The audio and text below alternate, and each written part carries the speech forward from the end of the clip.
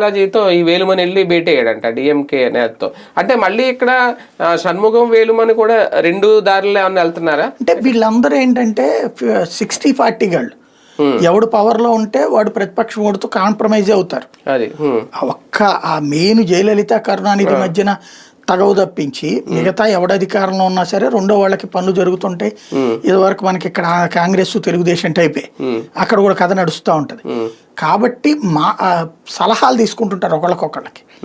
బేసిక్గా ఏంటంటే ఇప్పుడు ఒకవేళ రేపొద్దున విజయ్తో ప్రాబ్లం వచ్చింది, ఇదే కూటమి రేపొద్దున నువ్వు ప్రభుత్వం ఫామ్ చేయ మేము మద్దతు ఇస్తామంటది స్టాలిన్ కి, డిఎంకేకి మద్దతు ఇస్తానంటది. అలాంటి బ్యాచ్ నీళ్ళు అందుకోసం అందరితో టచ్ లో ఉంటారు అన్నమాట.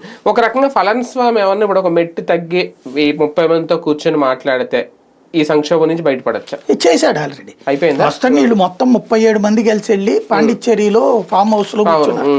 అప్పుడు వెళ్ళాడు పళనిస్వామి, వెళ్ళి సరే పార్టీ తరపునే మద్దతు ఇద్దాం ఏఐఏడిఎంకే తరపున. అంటే ఇది నిన్న వీళ్ళందరూ బల్లలు గుద్దక ముందు జరిగింది ఇదంతా, బస్సులో వెళ్ళి ఇక్కడ జరిగింది అంత. అంటే అప్పటికి వీళ్ళలో ఇంతమంది వ్యతిరేకత ఉంది అని తెలియదు కదా? లేదు 37 మంది షణ్ముఖం వెనకాల వెళ్ళడం అప్పుడే జరిగింది.